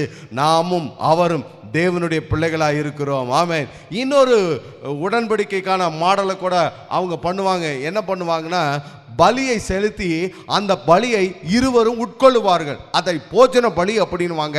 வேதாகமத்தில் இதை எங்க பார்க்கலாம்னா, யாக்கோப்பும் லாபானும் இப்படிப்பட்ட போஜன பலியை உட்கொள்கிறதை ஆதியாகமம் 31வது அதிகாரம் 44வது வசனத்திலிருந்து 54வது வசனம் வரைக்கும் வாசிக்க முடியும். அதாவது ஒரு பலியை செலுத்தி, ஒரு உடன்படிக்கையாக ஒரு பலியை செலுத்தி, காரியங்களை பேசி முடித்த பிறகு உடன்படிக்கையாக பலியை செலுத்தி அந்த பலியை 2 பேரும் என்ன செய்வாங்க, சாப்பிட்டுருவாங்க. சாப்பிட்டுட்டா அந்த உடன்படிக்கை செய்தாயிற்று, உடன்படிக்கை பண்ணி ஆயிற்று அப்படின்னு அர்த்தம். அதே போல தான் பாருங்க, போஜன பலியை ஆண்டவர் நமக்கு ஏற்படுத்துகிறார். எப்படின்னா, இன்னும் இப்போ அவருடைய பிள்ளைகளாகி நீங்களும் நானும் அப்பத்தை புசிக்கிறோம், ரசத்தை பானம் பண்ணுகிறோம். ஆனால் இன்னும் இந்த அப்பத்தை புசிக்காம ரசத்தை பானம் பண்ணாமல் இருக்கிறாங்க பாருங்களா. அதாவது ரட்சிக்கப்படாமல், கர்த்தரை அறிகிற அறிவில் வராமல், கர்த்தரை ஏற்றுக்கொள்ளாமல் இருக்கிறாங்கள, அவங்கள ரட்சிப்பதற்காக ஆண்டவர் இந்த போஜன பலியைக்காக அவர்களை அழைக்கிறார். நீங்கள் வெளிப்படுத்தின விசேஷத்தை வாசித்து பார்த்தீங்கன்னா, அங்கே ஆண்டவர் சொல்லுகிறார், இதோ வாசற்படி நின்று கதவை தட்டுகிறேன், ஒருவன் என் சத்தத்தை கேட்டு கதவை திறந்தால் நான் அவனோடு கூட போஜனம் பண்ணுவேன், அவனும் என்னோடு கூட போஜனம் பண்ணுவார் அப்படின்னு. இங்கே பாருங்க, ஆண்டவர் வாசற்படி நின்று கதவை தட்டுகிறாராம். வெண்கல கதவுகளை உடைக்கிறவர், இரும்பு தாழ்பால்களை முறிக்கிறவர், மறைவிடத்தில் இருக்கிற பொக்கிஷங்களையும் ஒளிப்படத்தில் இருக்கிற புதையல்களை தருகிறவர், செங்கடலை பிளக்கிறவர், யோர்தானை பின்னிட்டு திரும்பி போக செய்கிறவர், எரிகோவின் பதிலை பின்புறமாக சரிந்து விட செய்கிறவர். இப்படிப்பட்ட ஆண்டவர் இருதய கதவை என்ன செய்கிறாரு, தட்டிட்டு இருக்கிறாரு. எதற்காக இப்படி தட்டுகிறார் என்றால், நான் அவனோடு கூட போஜனம் பண்ணுவேன், அவன் என்னோடு கூட போஜனம் பண்ணுவான். இந்த திருவிருந்து அவன் பங்கு பெறுவதற்காக, இதனால அவனுக்கு நித்திய ஜீவன் வருவதற்காக, இதனால அவன் விடுதலை அடைவதற்காக அவனுடைய கதவை நான் தட்டி கொண்டிருக்கிறேன் என்று சொல்கிறார். இப்படித்தான் பாருங்க பலி செலுத்தப்படுகிறது. இப்ப கிதியோன் இப்படி பலி செலுத்ததுனாலே ஆண்டவர் உனக்கு சமாதானம் என்று சொல்கிறார். சமாதானம் என்றப்படுகிறது, இந்த நன்மைகள் எல்லாம் வருகிறது. இன்னும் கூட இந்த சமாதானத்துக்கான விளக்கங்களை நிறைய சொல்லணும். அதை மூல மொழிபெயர்ப்பில் ஜோசோ என்று சொல்லுவார்கள். அதிலே ஆசீர்வாதம் இருக்கிறது. அந்த சமாதானம் என்கிற ஒரு வார்த்தையில விடுதலை இருக்கிறது, தெய்வீக சுகம் இருக்கிறது, ஐஸ்வர்யம் இருக்கிறது, செழிப்பு இருக்கிறது, முன்னேற்றம் இருக்கிறது. இன்னும் ஏராளமான இந்த எல்லா ஆசீர்வாதங்களும் இந்த சமாதானம் அப்படின்ற இந்த ஒரு வார்த்தைக்குள்ளாக இருக்கிறது. நம்ம மின்சாரத்தை நம்ம வீட்டுக்கு இணைப்ப நம்ம இபி டிபார்ட்மெண்ட்ல இருந்து வாங்கும் பொழுது வெறுமனே ஒரு லைட்டை எரிக்கிறதுக்காக நம்ம வீட்டில் கனெக்ஷன் வாங்குறோமா? இல்லை பாருங்க, கனெக்ஷன் ஒன்று வாங்குவோம், அதனுடைய பலன்கள் என்னவா இருக்கும்? ஏகப்பட்ட பலன்களாக இருக்கும். ஃப்ரிட்ஜை கனெக்ட் பண்ணி அதில் குளிர்ச்சியான அந்த உபயோகத்தை பெறுகிறோம். அயன் பாக்ஸை கனெக்ட் பண்ணி அதில் ஹீட்டான அல்லது ஹீட்டரை கீசரை கனெக்ட் பண்ணி அதில் ஹீட்டான ஒரு உபயோகத்தை பெறுகிறோம். இன்னும் சமையலில் எத்தனையோ உபயோகங்கள் இருக்குது, மிக்சி, கிரைண்டர், இப்படி என்னென்னமோ உபயோகங்கள் இருக்கிறது. இன்னும் நம்ம யூஸ் பண்ணுற மொபைலுக்கான அந்த ரீசார்ஜ் சார்ஜ், பேட்டரி சார்ஜ், இப்படி பாருங்கள். அதே போல தான் எப்படி ஒரு மின்சாரம் என்று ஒன்று நம்ம வீட்டுக்குள்ளே வருகிற பொழுது அதனால பலவித பயன்களை பெறுகிறோமோ, அதே போல் அதை விட அதிகமாக சமாதானம் என்கிற அந்த வார்த்தையில் உங்களுக்கு ஏராளமான ஆசீர்வாதங்களை ஆண்டவர் வைத்திருக்கிறார். நீங்கள் சமாதானம் பெற்றிருக்கிறீர்கள். ஆமென் சொல்லுங்க. ஆகையினால் தான் இயேசு உயிரோடு எழுந்ததுக்கு அப்புறம் எம்மாவு சீசர்களோடு பேசினதுக்கு அப்புறம் இந்த சீசர்கள் என்ன பண்றாங்க, அப்பத்தை பிட்டு ஆசீர்வதிச்சு கொடுத்தோன்னே, ஓ இது கர்த்தராகிய இயேசு கிறிஸ்து அப்படின்னு சொல்லிட்டு உடனே என்ன பண்றாங்க, எருசலேமுக்கு ஓடி போய் மற்ற சீசர்கள்ட்ட சொன்ன உடனே அவங்க அப்படி சொல்லிட்டு இருக்கும் பொழுது இயேசு அவர்கள் மத்தியிலே தரிசனமாகி உங்களுக்கு சமாதானம் அப்படின்றாரு. அப்படின்னா நான் உங்களை விடுதலையாக்கி இருக்கிறேன், நான் உங்களை விடுதலையாக இருக்கிறேன். எப்படி? கல்வாரி சிலுவையினாலே உங்களுக்கு விடுதலை வந்திருக்கிறது. கல்வாரி சிலுவையினாலே சாபத்திலிருந்து விடுதலை வந்திருக்கிறது, பாவத்திலிருந்து விடுதலை வந்திருக்கிறது, அடிமைத்தனத்திலிருந்து விடுதலை வந்திருக்கிறது. இனி உங்களை எந்த ஒன்று மேற்கொள்ளுவதில்லை என்று ஆண்டவர் உங்களுக்கு சமாதானம், நீங்கள் விடுதலையாக்கப்பட்டிருக்கிறீர்கள் என்று ஆண்டவர் சொல்கிறார். இப்பொழுது நான் உங்களுக்கு சொல்கிறேன், உங்களுக்கு சமாதானம், நீங்கள் விடுதலையாக்கப்பட்டிருக்கிறீர்கள், உங்களுக்கு சமாதானம், உங்களுக்கு விடுதலை வந்திருக்கிறது, நீங்கள் ஏற்கனவே விடுதலையாகி இருக்கிறீர்கள். இருளின் அந்தகார சக்திகள் என்று நீங்கள் விடுதலையாக்கி இருக்கிறீர்கள். இந்த உலகத்தில் உங்களை வழிவிலகி செய்ய போகிற எல்லாவற்றிலிருந்து விடுதலையாகி இருக்கிறீர்கள். ஆகவேதான் பவுல் சொல்லுகிறார், கிறிஸ்துவின் அன்பை விட்டு என்னை பிரிப்பவன் யார்? உபத்திரவமோ, நாசமோ, மோசமோ, பசியோ, பஞ்சமோ, தரித்திரமோ, நிர்வாணமோ, இவை ஒன்றும் என்னை கிறிஸ்துவின் அன்பை விட்டு பிரிக்க மாட்டாது என்று சொல்லி நிச்சயித்திருக்கிறேன். ஏனென்றால் நீங்கள் விடுதலையாக்கப்பட்டிருக்கிறீர்கள், ஒன்றும் உங்களை சிறைப்படுத்த முடியாது. நீங்கள் விடுதலையாக்கப்பட்டிருக்கிறீர்கள், ஒன்றும் உங்களை கட்டி போட முடியாது. நீங்கள் விடுதலையாக்கப்பட்டிருக்கிறீர்கள். ஆமென் சொல்லுங்க. ஹல்லேலூயா, ஹல்லேலூயா. உங்களுக்கு சமாதானம் என்று ஆண்டவர் சொல்கிறார். சரி, இரண்டாவதாக ஒரு காரியத்துக்கு வருவோம். இரண்டாவதாக கிதியோன் ஆண்டவரிடத்தில் ஒரு காரியத்தை கேட்கிறான். என்ன கேட்கிறான்? அதை வாசிக்கிறதுக்கு முன்பதாக அங்கே இருக்கிற சூழலை நாம் வாசிக்க போகிறோம். நியாயாதிபதிகளின் புஸ்தகம் 6வது அதிகாரம் 33வது வசனத்திலே, மீதியானியரும் அமலேக்கியரும் கிழக்கத்தி புத்திரரும் யாவரும் ஏகமாய் கூடி ஆற்றை கடந்து வந்து இஸ்ரேல் பள்ளத்தாக்கிலே பாளையம் இறங்கினார்கள். இங்க என்ன நடக்குதுன்னா, இந்த பலி செலுத்துற காரியங்கள்லாம் முடிஞ்சதுக்கு அப்புறம் என்ன நடக்குதுன்னா, இப்ப மீதியானியர் வந்துட்டாங்க, அமலேக்கியரும் வந்துட்டாங்க, கிழக்கத்து புத்திரரும் வந்துட்டாங்க. இவங்க எல்லாரும் ஒன்று சேர்ந்து ஏகமா வந்து ஆற்றை கடந்து வர்றாங்க. எந்த ஆற்று? யோர்தான் ஆற்றை கடந்து இப்ப உள்ள வந்துட்டாங்க. உள்ள வந்தா இவங்க எங்க வர்றாங்கன்னா, இஸ்ரேல் பள்ளத்தாக்குக்கு வந்துட்டாங்க. இந்த இஸ்ரேல் பள்ளத்தாக்கு பார்த்தீங்கன்னா 3 கிலோமீட்டர் அகலத்திலையும் 15 கிலோமீட்டர் நீளத்திலையும் இருக்கும். அவ்வளோ பெரிய பள்ளத்தாக்கு. பள்ளத்தாக்குனா இது விவசாய பூமி, விவசாயம் பண்ற இடம். இதுல ஒரு வருஷத்துல விவசாயம் பண்ணி விளைச்சலை எடுத்தா இஸ்ரவேல்ல 1,00,000 பேர் ஒரு வருஷம் என்ன செய்யலாம்? சாப்பிடலாம். அவ்வளவு விளைச்சல் இதுல என்ன செய்யும்? கிடைக்கும். இப்ப இந்த விளைச்சலை அழிக்கிறதுக்கு தான் யார் வந்திருக்கிறா? மீதியானியர், அமலேக்கியர், கிழக்கத்தி புத்தர், இவங்கெல்லாம் யோர்தான் ஆற்றை கடந்து வந்துட்டாங்க. இவங்க மொத்தம் எத்தனை பேர் தெரியுங்களா? மீதியானியர், அமலேக்கியர், கிழக்கத்தி புத்தர்கள், இவங்கெல்லாம் மொத்தம் எத்தனை பேர்? இவங்களா 1,35,000 பேர் வந்திருக்கிறாங்க. உங்களுக்கு 1,35,000 பேர் வந்திருக்கிறாங்களே எதிரா? உங்களுக்கு 1,35,000 பேர் உங்க வாழ்க்கைக்கு, உங்க குடும்பத்துக்கு, உங்க தொழிலுக்கு, உங்க வியாபாரத்துக்கு எதிராக வந்திருக்கிறாங்களா? வந்தாலும் பயப்படாதீங்க. ஹல்லேலூயா, ஹல்லேலூயா. ஏன்னா அவர்கள் உங்களை மேற்கொள்வதில்லை, நீங்க தான் அவர்களை மேற்கொள்ள போறீங்க. 1,35,000 பேர் வந்திருந்தாலும் அவங்க உங்களை மேற்கொள்ள மாட்டாங்க, நீங்க தான் அவங்களை மேற்கொள்ளுவீங்க. ஆமென் சொல்லுங்க. ஹல்லேலூயா. கர்த்தர் தான் அவர்களை மேற்கொள்ளுவார்கள். ஆமென் சொல்லுங்க. ஹல்லேலூயா, ஹல்லேலூயா. சரி, இப்போ இவங்க வந்த உடனே கிதியோன் வந்து என்ன செய்யறான்னா, நேரா மனாசே நாடெங்கும் ஆட்களை, ஸ்தானாதிபதிகளை அனுப்பி, ஏப்பா எல்லாரும் வாங்கப்பா, நாம யுத்தம் பண்ண போறோம்ப்பா, கர்த்தர் நமக்கு வாக்கு கொடுத்துருக்கிறாருப்பா, வாங்க நம்ம யுத்தம் பண்ண போலான்னு சொல்லிட்டு எல்லாரையும் கூப்பிடுறாரு. இப்ப எல்லாரையும் கூப்பிட்டா, இப்ப எல்லாரும் எத்தனை பேர் நீங்க வந்தாங்க? 35,000 பேர் வந்தாங்க. இப்ப கொஞ்சம் கணக்க மனசுல வச்சுக்கோங்க. எதிராளிகள் எத்தனை பேர் வந்தாங்க? 1,35,000 பேர் வந்தாங்க. இப்ப யுத்தம் பண்றதுக்காக இஸ்ரவேலர்கள் எத்தனை பேர் போறாங்க? எத்தனை பேருங்க போறாங்க? இவங்க 32,000 பேர் போறாங்க. 1,35,000 சண்டை போடுறதுக்கு 32,000. சரி, இவங்க எல்லாம் போறாங்க. இப்ப கிதியோனுக்கு என்னன்னா, ஆண்டவர்கிட்ட இருந்து எனக்கு ஒன்று வேணும், கர்த்தர்கிட்ட இருந்து நான் யுத்தம் போன்ற போறதுக்கு முன்னாடி எனக்கு ஒன்று வேணும் அப்படின்னு சொல்லிட்டு ஆண்டவரை பார்த்து ஒன்று கேட்க ஆரம்பிக்கிறான். 36வது வசனத்தில், 6:36, அப்பொழுது கிதியோன் தேவனை நோக்கி, தேவரீர் சொன்னபடி என் கையினாலே இஸ்ரவேலை ரட்சிக்க வேண்டுமானால் இதோ நான் மயிருள்ள ஒரு தோலை கழுத்திலே போடுகிறேன், பனி தோளின் மேல் மாத்திரம் பெய்து பூமியெல்லாம் காய்ந்திருந்தால் அப்பொழுது தேவரீர் சொன்னபடி இஸ்ரவேலை என் கையினால ரட்சிப்பீர் என்று அதனாலே அறிவேன் அப்படின்றார். இவன் என்ன செய்யறான்? இப்போ ஆண்டவர்கிட்ட போய் ஒன்று கேட்குறான். கர்த்தர்கிட்ட போய் என்ன கேட்குறான்? ஒரு தோலை போட்டு எனக்கு பனி வேணும், இந்த தோலில் பனி பெய்யணும் அப்படின்றான். ஆண்டவர் என்ன பண்ணுறாரு? சரின்னு சொல்லிட்டு தோல் மேலே என்ன செய்கிறாரு? நைட்டில் பனியை பெய்ய வச்சிடறாரு. காலையில் வந்து பார்த்தா தோலில் மட்டும் பனி இருக்குது, பூமியெல்லாம் காஞ்சிருக்குது. இவன் திரும்ப என்ன பண்ணுறான்? ஆண்டவரே எனக்கு இன்னும் ஒரு விஷயம் அப்படின்னு சொல்கிறேன். என்ன?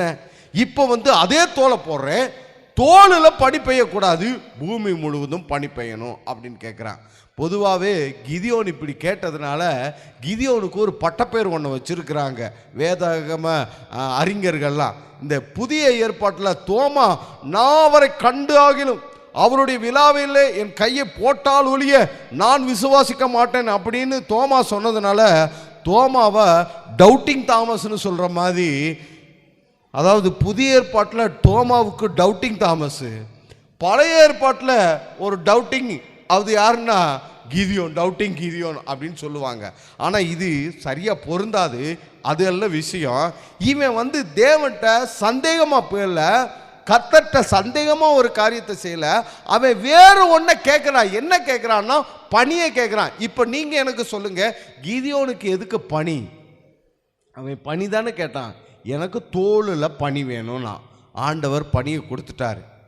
அடுத்த நாள் மறாவது நாள், ஆண்டவரே இப்போ எனக்கு பூமி முழுவதும் பணி வேணும்னாரு. ஆண்டவர் என்ன செய்தார்? கொடுத்துட்டார். அப்போ இவன் கேட்குறான், கர்த்தர்ட்ட என்ன கேட்டான்? பணியை கொடுங்க, எனக்கு என்ன இங்கே பணியை கொடுங்கன்னா ஆண்டவர் பணியை கொடுக்குறார்.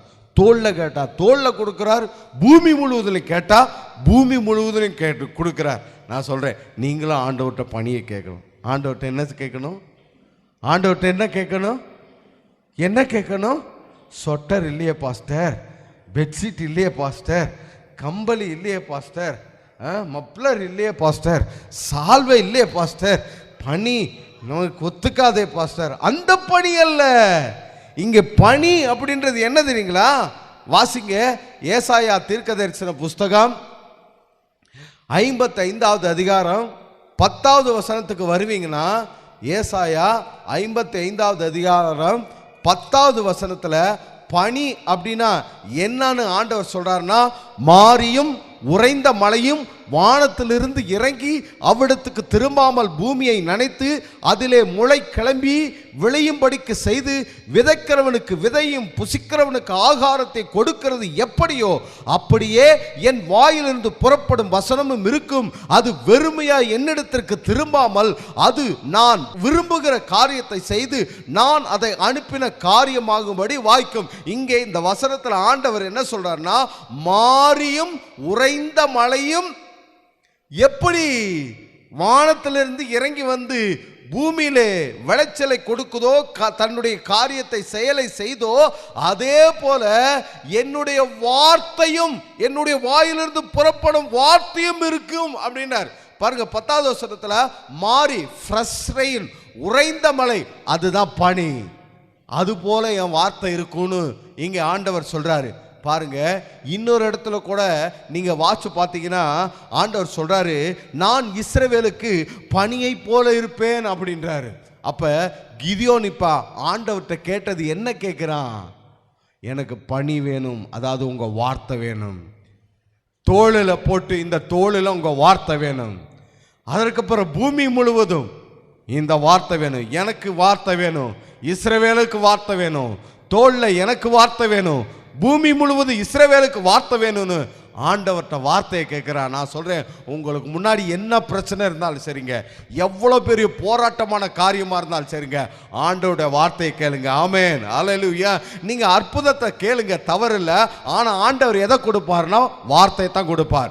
நீங்க சரீர சுகத்தை கேளுங்க, ஆனா சரீர சுகத்தை ஆண்டவர் எப்படி உங்களுக்கு தருவார்னா வார்த்தை கொடுத்து தான் தருவார். நீங்க பணத்தை கேளுங்க, ஆனா பணத்தை ஆண்டவர் எப்படி கொடுப்பார்னா வார்த்தை கொடுத்து தான் கொடுப்பார். நீங்க விடுதலையை கேளுங்க, ஆனா விடுதலை ஆண்டவர் எப்படி கொடுப்பார்னா வார்த்தை கொடுத்து தான் கொடுப்பார். நீங்க எதை வேணாலும் கேளுங்க, நீங்கள் எனக்குள்ளும் என் வார்த்தைகள் உங்களுக்குள்ளும் இருக்கும் பொழுது விரும்பியதை கேளுங்கள், கேளுங்கள் அப்பொழுது உங்களுக்கு கொடுக்கப்படும். என் நாமத்தினாலே எவைகளை கேட்பீர்களோ அவைகளை எல்லாம் பெற்றுக் கொள்வீர்கள் என்று ஆண்டவர் சொல்லி இருக்கிறார். நீங்க கேளுங்க, ஆனா நீங்க கேட்கிற அதை ஆண்டவர் கொடுக்க மாட்டார். ஒரு காரை கேட்டீங்கன்னா ஆண்டவர் காரை கொண்டு மிகாவேல் தூதன்ட்ட கொடுத்து உங்க வீட்டு வாசல்ல நிறுத்த மாட்டார். ஒரு வீட்டை கேட்டீங்கன்னா ஆண்டவர் கேப்ரியேல் தூதன்ட்ட ஒரு வீட்டை கட்டி அதை கொண்டு உங்களுக்கு கொடுக்க மாட்டார். என்ன கொடுப்பார்னா வார்த்தை கொடுப்பார். அந்த வார்த்தை உங்களுக்கு ஒரு வீட்டை உண்டு பண்ணி கொடுக்கும். வார்த்தை கொடுப்பார், அந்த வார்த்தை உங்களுக்கு ஒரு வாகனத்தை கொண்டு வரும். வார்த்தை கொடுப்பார், அந்த வார்த்தை உங்களுக்கு சுகத்தை கொண்டு வரும்.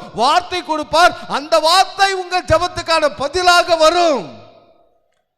அப்ப வார்த்தையை கேட்கிறான், எனக்கு வார்த்தை கொடுங்க, எனக்கு வார்த்தை கொடுங்க. அருமையானவர்களே, அருமையான சகோதரன் சகோதரிய, நீங்க ஆண்டவர்கிட்ட வார்த்தை கேளுங்க. சின்ன காரியமா இருந்தாலும் பெரிய காரியமா இருந்தாலும் உங்க வாழ்க்கையில சின்ன காரியம் பெரிய காரியமான ஆண்டவர்கிட்ட வார்த்தை கேளுங்க. கேட்கிற எவனும் பெற்றுக்கொள்கிறான் என்று ஆண்டவர் சொல்லி இருக்கிறார். ஆமென், அல்லேலூயா. வார்த்தையை கேளுங்க, ஆண்டவர் வார்த்தையை தருவார். ஆமென் சொல்லுங்க, அல்லேலூயா. அல்லேலூயா. அன்னாள் தேவாலயத்தில் போய் அவன் ஜெபம் பண்றா குழந்தைக்காக. அப்ப ஜெபம் பண்ண உடனே அவளுக்கு வார்த்தை வருகிறது. என்ன வார்த்தை? ஆசாரியன் மூலமாக வருகிறது. என்ன வார்த்தை வருது பாருங்க. நீ சமாதானத்தோட போ, இஸ்ரவேலின் தேவனாகிய கர்த்தரிடத்தில் நீ கேட்டுக்கொண்ட உன் விண்ணப்பங்களின்படி அவர் உனக்கு அருளி செய்வாராக என்று ஏலியின் மூலமாக ஆண்டவர் இந்த வார்த்தை கொடுக்கிறார். அங்க கூட பாருங்க, சமாதானம் தான். உதடுகளின் கண்களாகிய ஸ்தோத்திர பலிகளை செலுத்தின பொழுது அன்னாளுக்கு ஏலியின் மூலமாக வருகிறது, நீ சமாதானத்தோட போ. அப்படின்னா எல்லாம் பிரச்சனை மாறிடுச்சு, எல்லா தடையும் மாறிடுச்சு, உனக்கு உன் ஜெபத்துக்கான பதில் வருகிறது அப்படின்னு தான் அர்த்தம். வார்த்தை. ஆமென் கேளுங்க, வார்த்தையை நீங்க கேளுங்க, வார்த்தையை பிடித்துக் கொள்ளுங்கள். ஆமே. 100 அப்படிதான் வந்து கேட்டான், ஆண்டவரே என் வேலைக்காரர் சுகவீனமா இருக்கிறான், ஒரே ஒரு வார்த்தை சொல்லுங்க, அவன் சுகமாகுவான். ஆண்டவர் ஷாக் ஆகிறார். இப்படிப்பட்ட விசுவாசத்தை இஸ்ரவேலில் நான் என்ன செய்யல, பார்த்ததே இல்லை அப்படின்றாரு. நான் சொல்றேன், நீங்க வார்த்தை கேளுங்க. பிரசங்கம் நடக்கும்போது, சர்ச்சுக்கு வருகும் பொழுது, ஊழியக்காரர்களுக்கு பாஸ்டர்ஸ் உங்களுக்கு பிரசங்கம் பண்ணும்போது நீங்க வார்த்தை பிடிக்கணும். இங்கே 1 மணி நேரம் பிரசங்கத்தில் 1 மணி நேரம் பிரசங்கமும் உங்களுக்குரிய வார்த்தை வந்தா ரொம்ப சந்தோஷம். ஆனாலும் உங்களுக்கான ஒரு வார்த்தை கட்டாயம் இருக்கும், உங்களுக்கான ஒரு வார்த்தை கட்டாயம் இருக்கணும். ஏன்னா உங்களை இப்படியே அனுப்பினால் வழியிலே சோர்ந்து போவீர்கள் என்று சொல்லி உங்களுக்காக மன்னாவை, அப்பத்தையும் மீனையும் ஆண்டவர் கொடுத்து தான் உங்களை அனுப்புவாரு. உங்களுக்கான ஒரு வார்த்தை இருக்குங்க. உங்க பிரச்சனை அவருக்கு தெரியும், உங்க கஷ்டம் அவருக்கு தெரியும், உங்க போராட்டம் உங்களுக்கு அவருக்கு தெரியும். நீங்க எங்க தடுமாறுறீங்க, எங்க திணறீங்க, எங்க முடியாம சிக்கி தவிக்கிறீங்க அப்படின்றது கர்த்தருக்கு தெரியும். ஆகையினால உங்களுக்குரிய வார்த்தையை அவர் கொடுப்பாரு. அந்த வார்த்தையை பிடிச்சு கொள்ளுங்க, அந்த வார்த்தை உங்களை செழிக்க செய்யும். ஆமென் சொல்லுங்க. ஹல்லேலூயா. மூன்றாவதாக என்ன நடக்குது பாருங்க. யுத்தத்துல ஆண்டவர் வெற்றியை கொடுக்கிறார். கிதியோனுக்கு என்ன செய்யறாரு? யுத்தத்துல ஆண்டவர் வெற்றி கொடுக்கிறார். ரொம்ப சிம்பிளா, நேரத்தை கருதி நான் வேகமா சுருக்கமா சொல்றேன். இங்க என்ன நடக்குது? இவங்க எல்லாம் யுத்தத்துக்கு போறாங்க. யுத்தத்துக்கு போகும்போது எத்தனை பேர் யுத்தத்துக்கு போறாங்க? இப்ப எதிராளிகளாக அவங்க எத்தனை பேர் இருக்கிறாங்க? 1,35,000 பேர் இருக்கிறாங்க. இப்ப யுத்தம் பண்றதுக்குன்னு இஸ்ரவேலர்ல 32,000 பேர் போறாங்க. 32,000 பேர் போகும்பொழுது ஆண்டவர் என்ன சொல்றாருன்னா, நியாயாதிபதிகள் 7வது அதிகாரத்துல 1 வசனத்துல, அவங்க ஆரோத் என்னும் நீரூற்றுக்கிட்ட வந்த பொழுது கர்த்தர் கிதியோனை பார்த்து சொல்றாரு, இவங்க நிறைய பேர் இருக்கிறாங்க, இவங்களை வச்சு யுத்தம் பண்ணுனா என் கை என்னை ரட்சித்தது என்று இஸ்ரவேலர்கள் எனக்கு விரோதமாய் வீம்பு பேசுறதுக்கு இடமாகும். ஆகையினால இந்த 32,000 பேர்ல யாராருக்கெல்லாம் பயமும் திகிலும் இருக்குதோ அவங்களையெல்லாம் போ சொல்லுங்க அப்படின்னு ஆண்டவர் சொல்றாரு. உடனே பார்த்தீங்கன்னா அந்த கில்போவா மலையில, கீலேயாத்துன்னு போட்டிருக்குது, ஆனா கில்போவா மலையில எத்தனை பேர் திரும்பி போயிட்டாங்கன்னா, வந்தது 32,000 பேர், அதுல 22,000 பேர் திரும்பி போயிட்டாங்க. மீதி இப்ப எத்தனை பேர் இருக்கிறாங்க? 10,000 பேர் தான் இருக்கிறாங்க. இப்ப கிதியோனுக்கு எப்படி இருக்கும்? எப்பா அவங்க 1,35,000 பேர் இருக்கிறாங்க, ஆண்டவரும் வார்த்தை கொடுத்துருக்கிறார். இப்ப நம்ம ஒரு 32,000 பேர் இருக்கிறோம், போய் முடிச்சு கட்டிடலாம் அப்படின்னு போது ஆண்டவர் நிறுத்திட்டு, இஸ்ரவேலர்கள் இப்போ 32,000 பேர் இவங்க இருக்கிறாங்க, இவங்களை கொண்டு இவங்க மூலமா இவங்களை வச்சு நான் மீதியானரை முறியடிச்சிட்டா இவங்க எல்லாரும் என்ன சொல்லுவாங்கன்னா, எங்க கைதான் எங்களை ரட்சித்தது, எங்க கைதான் மீதியானுடைய கையிலிருந்து எங்களை ரட்சித்தது, விடுவித்தது அப்படின்னு இவங்க வீம்பு பேசிடுவாங்க. அதனால பயமும் திகிலும் யாராருக்கெல்லாம் இருக்குதோ அவங்களையெல்லாம் வீட்டுக்கு போக சொல்ல அப்படின்ட்டார். இப்போ சொன்ன உடனே கிதியோன் இந்த அனௌன்ஸ்மெண்ட்டை சொன்ன உடனே இன்னொரு பக்கம் 32,000 பேர் வந்தாங்கல்ல, இவங்கெல்லாம் எப்படி தான் வந்திருக்கிறாங்க? பயத்தோட திகிலோட தான் வந்திருக்கிறாங்க. இப்போ சொன்னோன்னே அப்பாடா அப்படின்னு சொல்லிட்டு 22,000 பேர் திரும்பி போயிட்டாங்க. இப்போ 10,000 பேர் தான் இருக்கிறாங்க. இப்போ கிதியோன் அப்பாடா 10,000 பேராவது இருக்கிறாங்களே, பரவாயில்ல இவங்களை வச்சு யுத்தம் பண்ணலான்ட்டு போகிற பொழுது ஆண்டவர் என்ன சொல்றாரு, இந்த 10,000 பேரும் ரொம்ப அதிகம்ப்பா, ஆகையினால கொஞ்சம் ஆளை கொஞ்சம் என்ன செய்யணும், ஃபில்டர் பண்ணணும், வடிகட்டணும். ஆகையினால அவங்கள இந்த ஆற்றுக்கு நேரம் என்ன செய்யி கூட்டிட்டு போய் அவங்கள தண்ணி குடிக்க வை அப்படின்றார். நான் அந்த வசனத்தை வாசிக்கிறேன் பாருங்க. 4வது வசனத்திலிருந்து 7 நாள்ல கர்த்தர் கிதியோனை நோக்கி, ஜனங்கள் இன்னும் அதிகம், அவர்களை தண்ணீர் அண்டைக்கு இறங்கி போக பண்ணு, அங்கே அவர்களை பரிசுத்து காட்டுவேன், உன்னோடு கூட வரலாம் என்று நான் யாரை குறிப்பிடுகிறேனோ அவன் உன்னோடு கூட வர கடவன், உன்னோடு கூட வரலாகாது என்று நான் யாரை குறிக்கிறோனோ அவன் உன்னோடு கூட வராதிருக்க கடவன் என்றார். அப்படியே அவன் ஜனங்களை தண்ணீர் அண்டிக்கு இறங்கி போக பண்ணினான். அப்பொழுது கர்த்தர் கிதியோனை நோக்கி, தண்ணீரை ஒரு நாய் நக்கும் பிரகாரமாக அதை தன் நாவினாலே நக்குகிறவன் எவனோ அவனை தனியையும், குடிக்கிறதற்கு முழங்கால் ஊன்றி குனிகிறவன் எவனோ அவனை தனியையும் நிறுத்தினார். அதாவது நான் புரிகிற மாதிரி சொல்கிறேன் பாருங்க, இவங்களெல்லாம் தண்ணி குடிக்கிறதுக்கு தண்ணி ரெண்டா கூட்டிகிட்டு போப்பா அப்படின்றார். இந்த 10,000 பேரை கூட்டிகிட்டு போனால் தண்ணி குடிங்கப்பா அப்படின்னோடனே இப்போ தண்ணி குடிக்கிறாங்க. தண்ணி குடிக்கிறதுல 2 விஷயம் இருக்குது. என்னன்னா, ஒரு கூட்டம் என்ன பண்ணுதுன்னா நின்று குனிஞ்சு கையில் எடுத்து தண்ணியை குடிக்கிறாங்க. இன்னொரு கூட்டம் என்னன்னா முழங்கால் படிட்டு நாய் தண்ணியை குடிக்கிற மாதிரி அப்படி குடிக்கிறாங்க. இங்கே விஷயம் என்ன, நமக்கு தேவையான பாயிண்ட் என்னன்னா, நின்னுக்கிட்டு குடிச்சவங்க யாரு, முழங்கால் படிட்டு குடிச்சவங்க யாரு, அதுதான். இப்ப 9700 பேர் என்ன பண்ணிருக்கிறாங்க, தண்ணிக்கிட்ட போய் முழங்கால் படிட்டு அதை குடிச்சிருக்கிறாங்க. மீதி 300 பேர் மட்டும் முழங்கால் படிடாம நின்று குடிச்சிருக்கிறாங்க. இங்க விஷயமே என்னன்னா, யார் முழங்கால் படிட்டா யார் முழங்கால் படியில, அதுதான் தேவையான விஷயம்.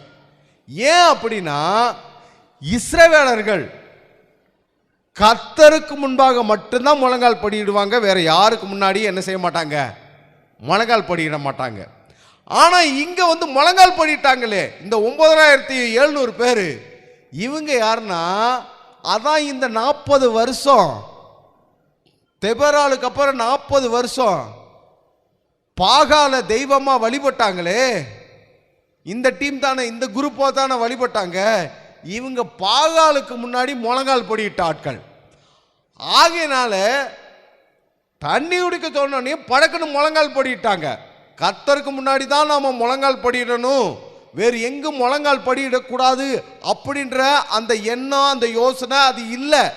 இவங்க பாகாலுக்கு முன்னாடி முழங்கால் படிட்டு பழகி போனதுனால தண்ணியை கண்டோடனே முழங்கால் படிட்டுட்டாங்க.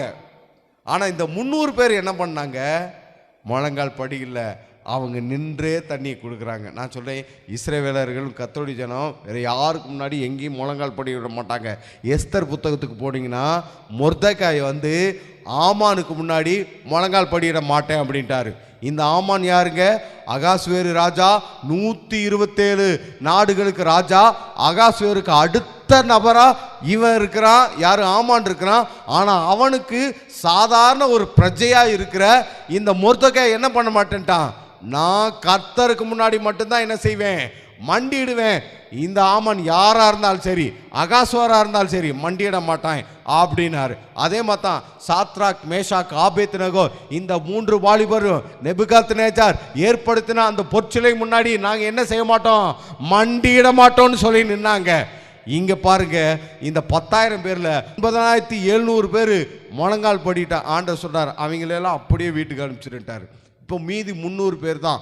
300 பேரை வச்சு எத்தனை பேரை முறியடிக்கணும், 1,35,000 பேரை என்ன முறியடிக்கணும். நீங்க ஒரு யோசனை சொல்லுங்களேன், 300 பேரை வச்சு 1,35,000 பேரை முறியடிக்கணும். முடியுமா முடியாதா? அதாவது சொல்லுங்க, முடியுமா முடியாதா? சொல்லுங்க, கொஞ்சம் சத்தமா தான் சொல்லுங்களேன், இன்னும் கொஞ்சம் சத்தமா தான் சொல்லுங்களேன், இன்னும் கூட தான் ஒரு சத்தம் சொல்லுங்களேன். சொல்லாதவங்க யாராவது சொல்லுங்களேன். சரி, எல்லாருமே சொல்லுவோமா? அதாவது 1,35,000 பேரை 300 பேரை வச்சு முறியடிக்க முடியும் அப்படின்றத முடியுமா முடியாதான்னு சொல்ல போறோம். முடியுமா முடியாதா? முடியுமா முடியாதா? முடியுமா முடியாதா? அப்படின்னா உங்க பிரச்சனை மாறாதா? உங்க பிரச்சனை மாறாதா? உங்க கஷ்டம் மாறாதா? உங்களை ஆண்டவர் உங்க எல்லா பிரச்சனையிலிருந்து விடுதலையாக்க மாட்டாரா? முடியுங்க, முடியும் முடியும் முடியும் முடியும். சரி, என்ன நடந்துச்சு? ஆண்டவர் சொன்னபடி கிதியோன் ஒரு யோசனை சொல்றான். இந்த 300 பேரை 3 குரூப்பா 100 பேரா வகுக்கிறான். 3 பேருப்பா வகுச்சிட்டு யுத்தத்துக்கு போலான்னு போகும்போது இவனுக்கு ஏற்கனவே கொஞ்சம் பயம் வேற. ஐயோ என்னடா பண்றதுன்னு இப்ப ஆண்டவர் சொல்றாரு 10வது வசனத்துல, கிதியோன் நீ போக பயப்பட்டாயினால் முதல்ல நீயும் உன் வேலைக்காரனாகிய பூராவும் சேனையின் இடத்திற்கு போங்க அப்படின்றார். இப்போ பாருங்க, இங்கே கூட ஒரு வாசத்தை ஆண்டவர் கிதியோனை பார்த்து சொல்கிறாரு, கிதியோன் உனக்கு பயம், இன்னமும் கிதியோனுக்கு கொஞ்சம் பயம்தான் இருக்குது. உனக்கு பயம்னா நீ போக பயப்பட்டீங்கன்னா நீயும் உன்னுடைய வேலைக்காரனாகிய பூராவை கூட்டிகிட்டு போ அப்படின்றார். நான் சொல்கிறேன், உங்களுக்கு இது மாதிரியான ஆவிக்குரிய நபர்கள் தேவைங்க, உங்களுக்கு உதவி தேவைங்க. என்றைக்குமே மரம் கனி கொடுக்காது, கிளைகள் தான் கனி கொடுக்கும். மரமும் கனி கொடுக்கும், ஆனால் கிளைகள் தான் கனி கொடுக்கும். கிளைகள் தான் பறந்து விரிந்திருக்கும். உங்களுக்கு கிளைகள் மாதிரின்னு நிறைய பேர் வேணும், சரிங்களா? எல்லாருமே உங்களுக்கு வேணும். சரி, இங்கே பாருங்க, பூராவை கூட்டிகிட்டு போக சொல்கிறார். இப்போ இவங்க 2 பேரும் போகிறாங்க. என்ன நடக்குது? இப்போ பூரா தைரியமான ஆள். அதனால தான் ஆண்டவர் என்ன செய்கிறாரு, நீ பூராவை கூட்டிகிட்டு போன்றாரு. கிதியோனே தைரியமான ஆள்னா பூராவை கூட்டிகிட்டு போக தேவையில்லைன்னு இருப்பாரு. இப்போ கிதியோனை விட பூரா தைரியமான ஆள், அதனால அவனை கூட்டிகிட்டு போன்றார். இப்போ 2 பேரும் போகிறாங்க. ஒரு கான்வர்சேஷன் நீங்கள் கற்பனை பண்ணி பாருங்க. 2 பேரும் போகும்போது ஆண்டவர் என்னப்பா இப்படி சொல்கிறாரு, அவங்க 1,35,000 பேர் இருக்கிறாங்க, நாம் 32,000 இருந்தோம். ஆண்டவர் முதல்ல 22,000 பேரை கழிச்சு விட்டாரு. கடைசியில் 10,000 பேர் இருந்தாங்க. 10,000 பேர்த்தில் 9,700 பேரையும் ஆண்டவர் கழிச்சிட்டாரு. இப்போ 300 பேர் தான் இருக்கணும். என்ன பண்ணுறதுன்னு தெரியல. இல்லை உடனே பூரா சொல்கிறார், இல்லை அதெல்லாம் நம்ம ஆட ஏப்பா, நானே நொந்து நூடல்ஸாக இருக்கிறேன், நானே நொந்து போய் கிடக்கிறேன். நீ அது மாதிரி இவன் ஒரு வழக்கு சொல்கிறான். என்ன சொல்கிறான்? நம்ம ஒரு வழக்கு சொல்கிறோம்ல, ஐயோ ஆட போப்பா, பிரச்சனை வந்துச்சுன்னா என்ன ஆட, நான் ஏன் நொந்து நூலாக இருக்கிறேன், நானே நொந்து நூடல்ஸ் ஆகிட்டேன், நானே நொந்து போயிருக்கிறேன். என்ன நொந்து போயிருக்கிறோம்? வடித்த சாப்பாடு இப்போ என்னவாயிடுச்சு? நொந்து போயிருக்குது. அது மாதிரி இங்க பாருங்க, இவன் ஒரு வார்த்தையை சொல்றான். என்னன்னா, நானே வார்கோதுமை அப்பத்தை போல இருக்கிறேன். கவனிங்க, நல்ல கவனிங்க, நானே வார்கோதுமை அப்பத்தை போல இருக்கிறேன்றான். இந்த வார்த்தையை ஆண்டவர் அவன் காதுல கேட்கும்படிக்கு அங்கே மீதியானியர்களுடைய பாளையத்திலே ஒருத்தனுக்கு சொப்பனத்தை கொடுக்கிறார்.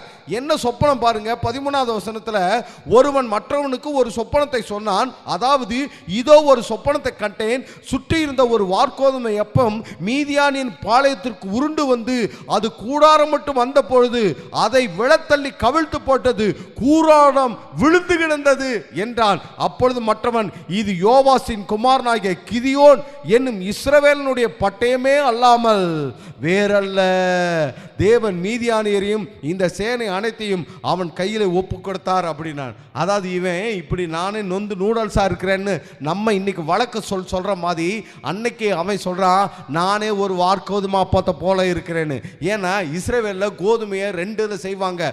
ஒன்று கோதுமை மணியில வச்சு அப்பத்தை செய்வாங்க. அது நடுத்தர வர்க்கத்தினரும் உயர்ந்த வர்க்கத்தினரும் அந்த அப்பத்தை புசிப்பாங்க. சாதாரண ஏழைகள், பாமரர்கள், திக்கற்றவர்கள் இவங்கெல்லாம் வார்கோதுமை அப்பத்தை புசிப்பாங்க. இவன் அப்படித்தான் சொல்றான், நானே வார்கோதுமை அப்பத்தை போல இருக்கிறேன்ப்பா. ஏன்னா ஆண்டவர் சொன்ன பொழுது, நான் இஸ்ரவேலில் மிக சிறியவன், என் தகப்பன் வீட்டாரில் நான் மிகவும் சிறியவனாக இருக்கிறேன் அப்படின்னு சொன்னா இல்லையா, அதே மாதிரி இப்போ சொல்கிறான், நம்ம நொந்து நூடல்ஸாக இருக்கிறேன், நானே நொந்து போய் கிடக்கிறேன்ற மாதிரி, நானே வார்கோதுமை அப்பத்தை போல இருக்கிறேன் அப்படின்னப்போ தான் ஆண்டவர் சொல்கிறாரு, இந்த தரிசனத்தை சொப்பனத்தை மீதியானியரில் ஒருவனுக்கு கொடுத்து அதை இவன் காதுகள் கேட்கும்படிக்கு ஆண்டவர் சொல்கிறார், நீ போய் கிட்ட போய் அவன் சொல்கிறத கேளுன்றார். கேட்ட உடனே தான் கிதியோனுக்கு இப்போ தைரியம் வந்துருச்சு. ஆண்டவர் கன்ஃபார்ம் பண்ணிட்டாரு, இனி வெற்றி தான் அப்படின்னு சொல்லிட்டு 300 பேரை 3 வகையாக பிரித்து 300 பேர் கையிலையும் ஒரு பானையையும் ஒரு தீவெட்டியும் கொடுத்து அனுப்புகிறார். நல்லா கவனிச்சுக்கோங்க, பட்டயம் இல்லை, அங்கே யார்கிட்டையும் பட்டயம் இல்லை. ஒரு பானையையும் தீவெட்டியும் கொடுத்து அனுப்புகிறார்.